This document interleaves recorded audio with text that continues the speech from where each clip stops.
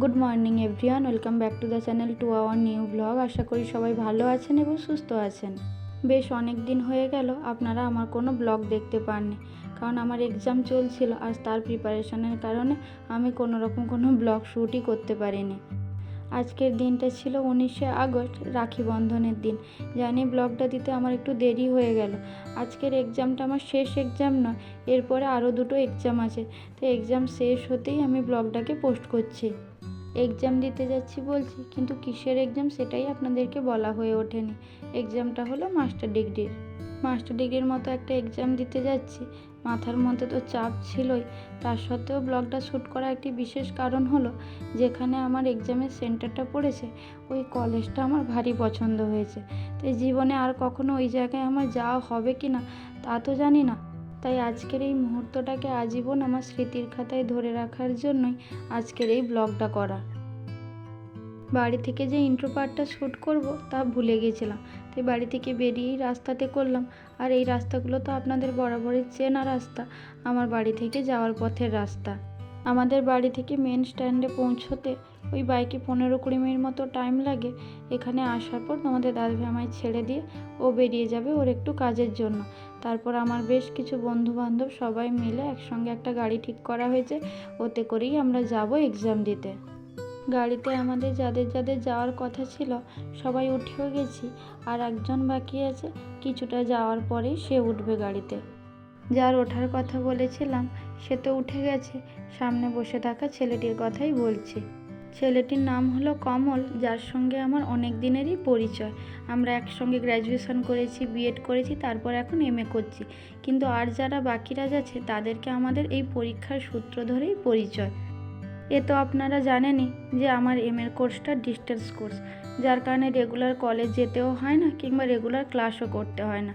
যেইটুকু ক্লাস করতে হয় তা আমাদেরকে অনলাইনেই করতে হয়। তাই পরিচয় পর্বটা সামনাসামনি খুব কমই হয়েছে বলা চলে। এখন আমাদের মধ্যে চলছে কে কেমনভাবে নোটগুলোকে পড়ে এসেছে, শেষ মুহূর্তে সেইগুলোকেই একটু নিজেদের মধ্যে আলোচনা করে নেওয়া।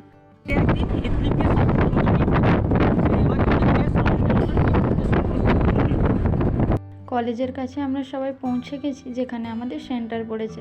আমাদের আসতে মোটামুটি গাড়িতে ওই 2.5 থেকে 3 ঘন্টা সময় লেগে যায়। আর রাস্তা এতটাই খারাপ, আসার পর মোটামুটি সবার অবস্থা খুব কাহিল হয়ে পড়ে। তাই যে যার মতো করে একটু রেস্ট নিয়ে নিচ্ছে পরীক্ষার হলে ঢোকার আগে। আমার চোখ মুখ দেখলেই আপনারা কিছুটা আন্দাজও করতে পারবেন যে এখানে অতটা রাস্তা আসার পর আমাদের ঠিক কী অবস্থা হয়। এটাই হলো কলেজের গেট। সবাই এখানে দাঁড়িয়ে রয়েছে, কারণ গেট এখনও খোলেনি। পরীক্ষা শুরু হয় 11টা থেকে আর গেট খোলে 10:30টা থেকে।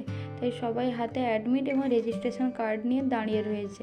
অ্যাডমিট কিংবা রেজিস্ট্রেশন কার্ড ছাড়া পরীক্ষার হলে তো ঢোকা দূরের কথা, গেটের মধ্যেই আমাদেরকে ঢুকতে দেবে না। গেটের মধ্যে ঢুকে গেছি, এবারে চলুন রুমের মধ্যে যাওয়া যাক।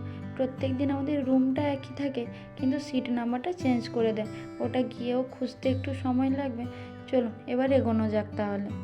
ভিডিওর শুরুতেই আপনাদেরকে বলেছিলাম যে কলেজটাতে আমি এক্সাম দিতে যাচ্ছি, কলেজের অ্যাপিয়ারেন্সটা আমার খুব ভালো লেগেছে। তার একটাই কারণ, এই চারপাশে অত সুন্দর করে গাছপালাকে সাজিয়ে রাখার জন্য। আর এদিকে আমার বাম পাশ জুড়ে দেখুন কত বড় একটা ফুটবল খেলার মাঠও রয়েছে। যে রুমটিতে আমার সিট পড়েছে ওই রুমে পৌঁছানোর জন্য দুটো রাস্তা রয়েছে। সামনে যে রাস্তাটি চলে গেছে সোজা, ওই রাস্তা দিয়েও যাওয়া যাবে, আর এখন আমি যে রাস্তাটি ধরে যাচ্ছি এই দিক দিয়েও যাওয়া যাবে। ভাবলাম যাওয়ার সময় এই রাস্তাটা আপনাদেরকে একবার ঘুরিয়ে দেখিয়ে নিই, আর ফেরার সময় না হলে ওই সোজা বরাবর যে রাস্তাটা আছে ওই দিক হয়ে ফিরবো।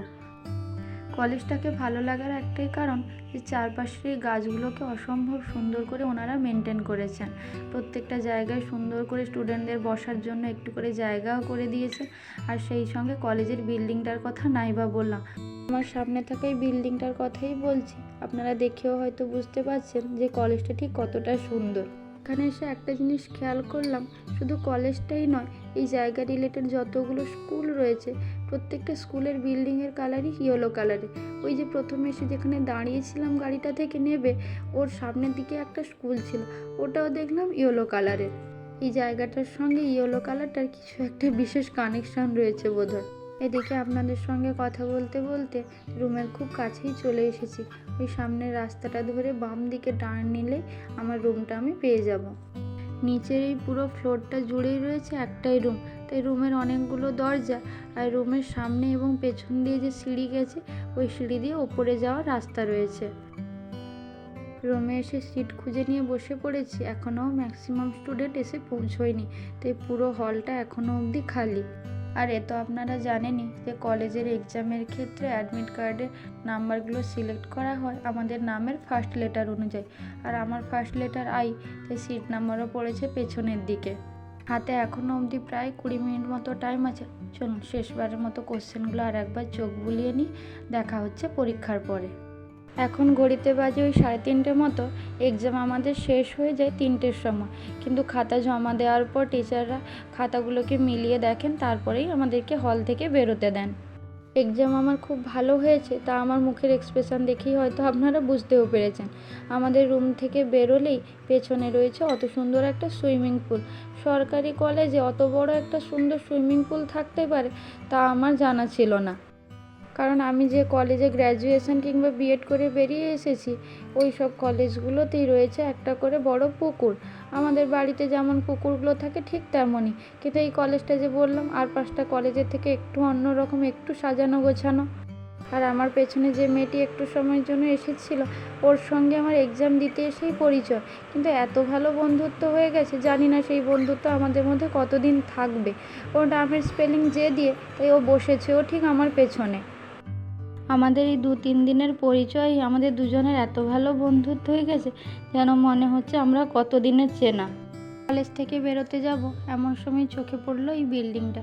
যদিও আমি প্রথমে দেখিনি, প্রথমে জয়ন্তীই দেখিয়েছিল, তারপর বললো এই জায়গাটা কেন বাকি রাখবি, এটাও ক্যাপচার করে নে। এখানে লেখা আছে নেতাজি সুভাষ ওপেন ইউনিভার্সিটি। যেই ইউনিভার্সিটির হয়ে এক্সাম দিতে এসেছি সেই ইউনিভার্সিটির লোগো দেওয়া একটা বিল্ডিং দেখে বেশ ভালো লাগলো। বাড়ি যাওয়ার আগে এলাম একটু জল ভরে নিতে, কারণ যেতেও তো হবে প্রায় অনেকটা রাস্তা। কমলকে দিচ্ছি তাই জলগুলো ভরতে, কিন্তু ও জলগুলো ভরতে গিয়েও আবার ফিরে এলো যে চারিপাশটা প্রচণ্ড নোংরা, এখান থেকে জল নেব না, অন্য এক জায়গায় ভালো জল পাওয়া যায়, চল ওখান থেকে না হয় বোতলগুলো ভরে নিই। যে রাস্তা ধরে ঢুকেছিলাম বিল্ডিংয়ের মধ্যে ওই রাস্তা ধরেই তো বেরোচ্ছি। আর এই জায়গাটা হয়তো আপনারা ঢোকার সময় খেয়ালও করেছিলেন, রয়েছে একটা বিশাল বড় বাস্কেটবলের কোর্ট।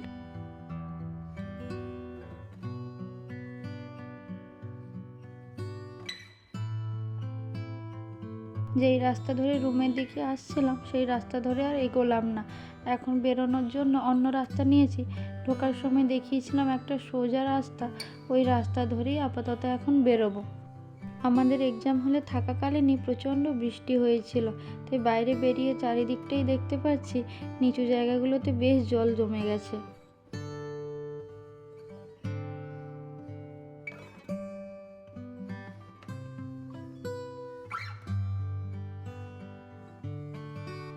ওই সোজা দূরে ইয়েলো কালারের যে বিল্ডিংটা দেখতে পাচ্ছেন ওটা হলো এই কলেজের ক্যান্টিন। আর এক্সামগুলো তো ছুটির দিন ধরে হচ্ছে, তাই ক্যান্টিনটা আপাতত এখন বন্ধ।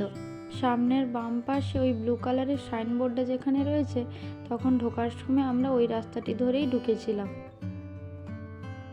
এখন বাড়ি ফিরে যাওয়ার রাস্তা নিয়েছি, আর সবাই তো সেই কোন সকালে খেয়ে আসি, প্রত্যেকেরই খিদে পেয়ে যায়, তাই সবাই কিছু না কিছু নিয়েও আসি, কারণ বাড়ি ফিরে যাওয়ার তো তাড়া থাকে, তাই সেইভাবে কোনো দোকানে আর দাঁড়ানো হয় না। সবাই তাই যা যা আনি সেগুলোকেই অ্যাডজাস্ট করে খেয়ে থাকি আমরা।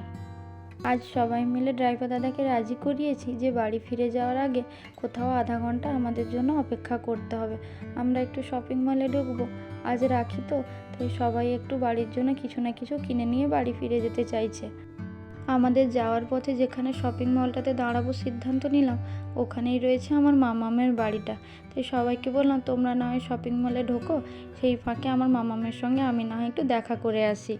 সেই সঙ্গে ওরা এও বলল যে সামনেই তো জন্মাষ্টমী, তাই প্রত্যেকেই তাদের বাড়ির গোপালের জন্য একটু ড্রেস নেবে, যদি আমার কোনো চেনা দোকান থাকে আমি যেন ওদেরকে নিয়ে যাই।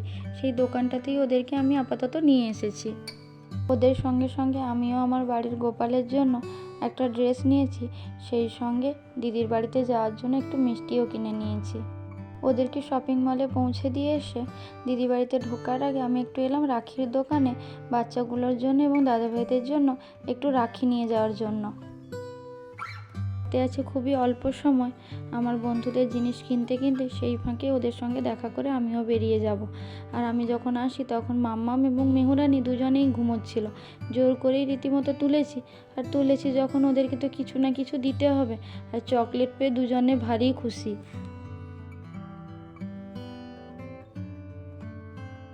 সবেমাত্র 5 মিনিটই হলো বাড়ি ফিরে এসেছি। এসেই মায়ের হাতে গোপালের জামা এবং গোপালের জন্য একটা ছোট্ট মালা এনেছিলাম, ভাবলাম ওটা দিয়ে দিই। এবারে যাব ফ্রেশ হতে এবং তারপর করব খাওয়া দাওয়া। চলুন তবে আজকের মতো ব্লগটা এখানেই শেষ করছি। যদি ভিডিওটা ভালো লেগে থাকে তাহলে অবশ্যই like, comment, share and subscribe করে দেবেন। দেখা হবে খুব শিগগিরই পরবর্তী কোনো ব্লগে। ততক্ষণ সবাই ভালো থাকবেন।